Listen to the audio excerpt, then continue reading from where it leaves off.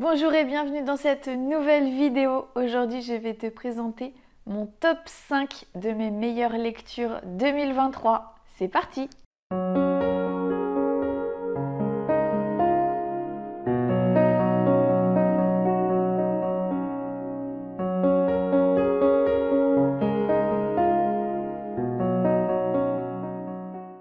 Le premier livre que j'ai sélectionné dans ce top 5 est le livre de Neville Goddard, La conscience est la seule réalité. Donc c'est un livre qui rassemble toutes les œuvres de Neville. Neville a écrit à peu près 10 livres.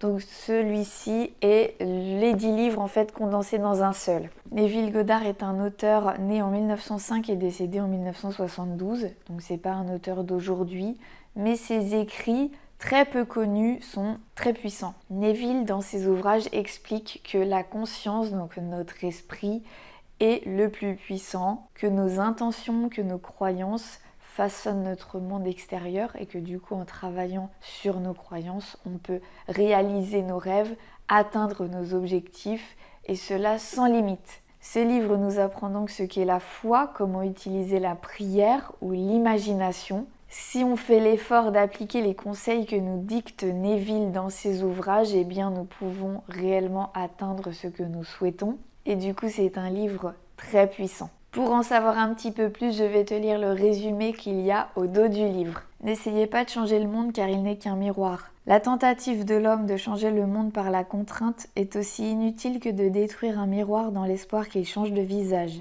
Laissez le miroir tranquille et changez vos convictions. La réflexion qui en résultera sera satisfaisante. Neville Goddard. Ce monde qui nous semble si réel n'est qu'un miroir de notre monde intérieur. Chaque événement, circonstance et personne dans notre vie ne nous montre et ne nous donne que ce que nous avons d'abord montré et donné nous-mêmes. Cette puissance qui a créé la vie est inhérente à eux, c'est votre conscience. La santé, la richesse et l'amour ne sont pas des qualités qui n'appartiennent qu'à quelques-uns. Ce sont des états de conscience, des états aussi faciles à réaliser que les états opposés. Embarquez pour un voyage, un merveilleux voyage vers vous-même, vos rêves attendent d'être réalisés. Donc voilà, personnellement j'avais déjà lu 2 œuvres de Neville et en fait j'ai préféré acheter donc ce condensé pour vraiment pouvoir de temps en temps remettre le nez dedans et continuer de croire que tout est possible. Le second livre que j'ai sélectionné pour ce top 5 est celui de Jonathan Lehman, Journal intime d'un voyageur chamanique. J'avais déjà parlé de son ouvrage précédent dans mon top 5 d'il y a 3 ans. Et là, c'est la suite. Dans ce nouvel ouvrage, Jonathan nous emmène avec lui à la découverte de son expérience personnelle au contact de la plante amazonienne l'ayahuasca. Donc il nous partage tout ce qu'il a pu ressentir et vivre lors des différentes sessions avec la plante. C'est extrêmement intéressant, captivant. On a vraiment l'impression d'être avec lui, embarqué dans la profondeur de sa psyché. C'est vraiment intéressant et du coup, je te conseille la lecture de ce livre. Je vais d'ailleurs te lire également le résumé pour que tu aies un petit aperçu. À l'été 2020, Jonathan Lehman a vécu la semaine la plus folle de son existence. 4 jours de suite, il a bu un breuvage sacré venu d'Amazonie, l'ayahuasca. Connue pour ses vertus thérapeutiques, cette préparation à base de plantes utilisée par les chamans permet, grâce à des visions, une plongée au tréfonds de soi. En tête-à-tête avec les facettes les plus sombres de lui-même, Jonathan a dû explorer en profondeur ses addictions, ses pulsions, ses angoisses. C'est en les regardant en face et en les acceptant qu'il a pu progresser sur le chemin de l'évolution personnelle et du bonheur. Avec l'humour et la franchise qui le caractérisent, Jonathan nous invite à un voyage intérieur tourbillonnant en quête du bonheur. Pour le livre numéro 3, j'ai choisi L'effet lune de miel de Bruce Lipton. C'est un ouvrage que je n'ai pas sur moi aujourd'hui, mais du coup je te mets la photo juste à côté. Donc c'est un ouvrage extrêmement intéressant puisqu'encore une fois ça parle de nos croyances, de nos conditionnements, de notre subconscient. Et en fait dans ce livre il parle du couple, de l'amour.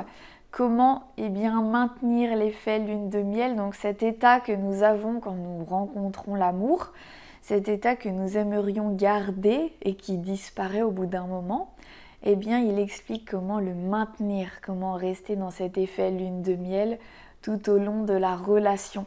Et c'est vraiment très intéressant, très bien écrit. Et du coup, c'est un livre que j'ai eu beaucoup de plaisir à lire.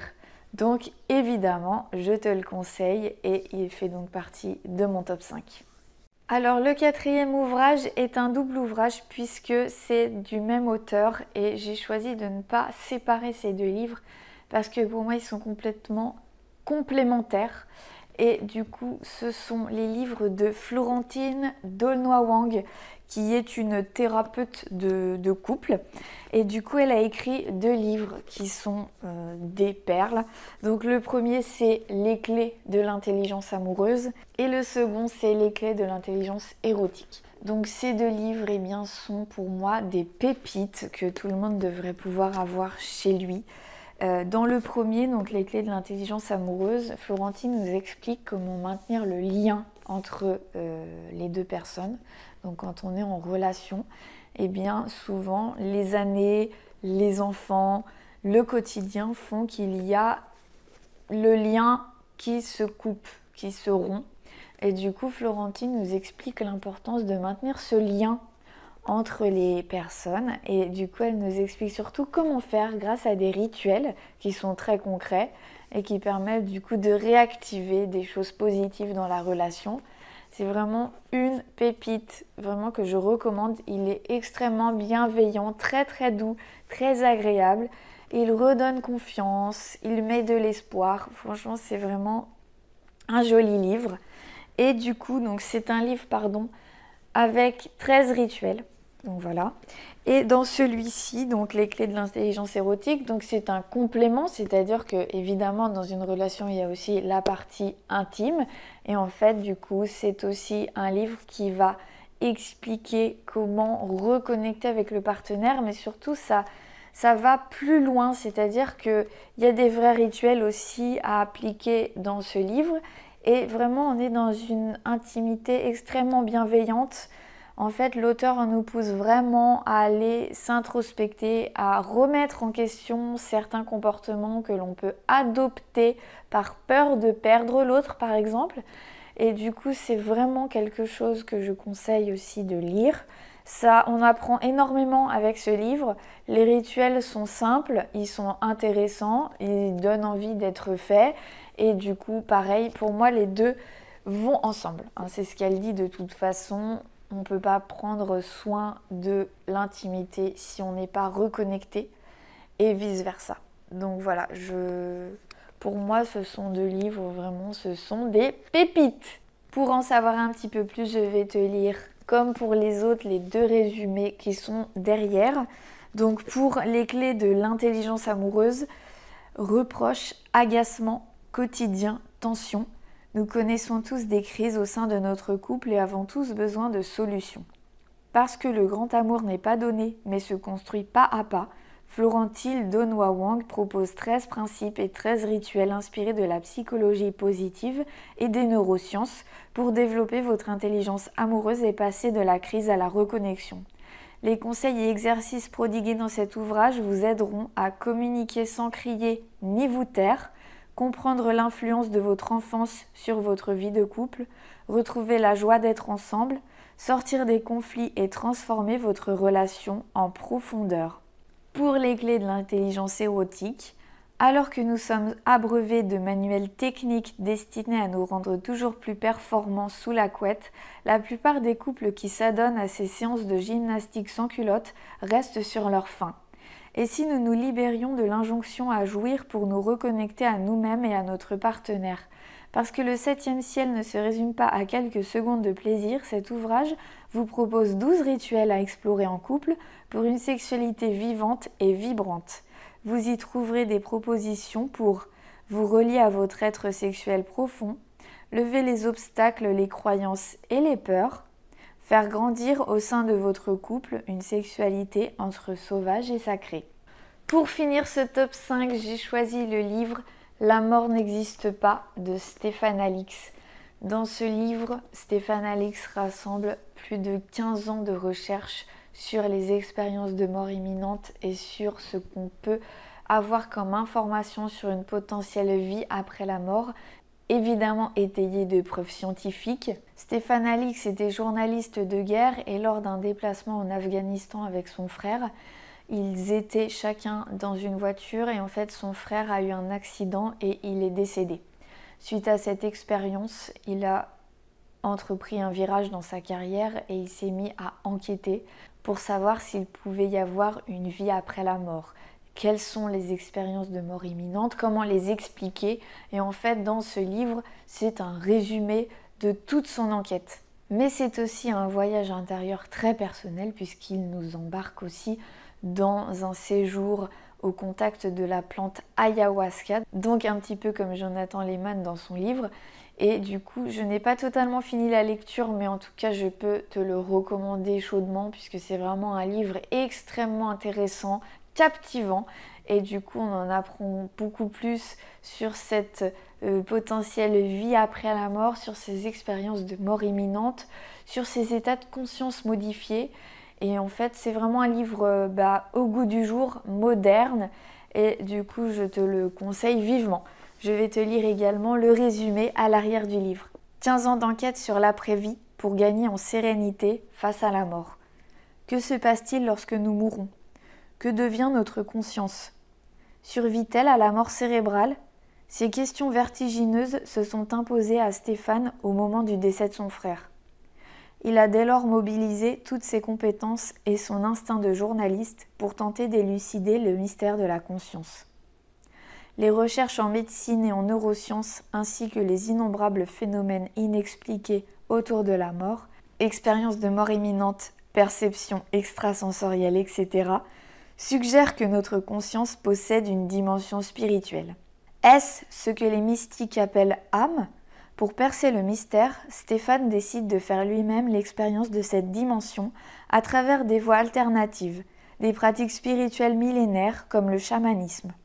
Grâce à cet implacable travail d'enquête scientifique doublé d'une bouleversante exploration spirituelle, Stéphane Alix se forge une intime conviction. Le bilan d'un journaliste, mais aussi celui d'un homme, d'un père soucieux de transmettre à sa fille l'apaisement procuré par ce voyage aux frontières de la vie. C'est un livre que j'ai beaucoup apprécié parce qu'il est écrit par un journaliste. Donc c'est un livre qui n'est pas perché pour les esprits cartésiens, ça reste complètement lisible, cohérent. Et c'est donc ça que j'ai vraiment apprécié dans cet ouvrage. Donc je te le conseille fortement. Si tu es intéressé par n'importe quel des livres que j'ai cités dans cette vidéo, eh bien je te mets les liens directement sous la vidéo en barre d'infos. N'hésite pas à passer directement par ces liens pour te les procurer. Voilà, ce top 5 est maintenant terminé. Si tu as lu certains de ces livres, eh bien n'hésite pas à me dire ce que tu en as pensé dans les commentaires. Je serais ravie d'avoir ton avis. N'hésite pas également à t'abonner à la chaîne si ce n'est pas déjà fait et à cliquer sur la cloche de notification pour être averti de mes prochaines vidéos. Je te souhaite une belle fin d'année et à bientôt sur Marjo Coton. Donc, c'est qui lui déjà quoi? Putain, je sais pas. J'ai complètement perdu le fil. Celui-ci a été un petit peu critiqué par... Celui-ci a été... Journal intime d'un voyageur chamanique de Jonathan Lehman. Avec la plante...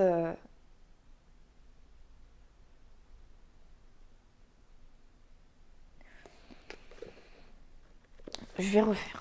Jonathan, eh bien, nous emmène avec lui dans ses expériences. Donc en fait, il nous livre à travers son livre, eh bien, il nous livre à travers son livre, super. Dans son expérience au contact de la plante amazonienne. Péter un câble. Au contact également de la plante amazonienne. Putain, mais merde! Putain, sa mère! C'est insupportable!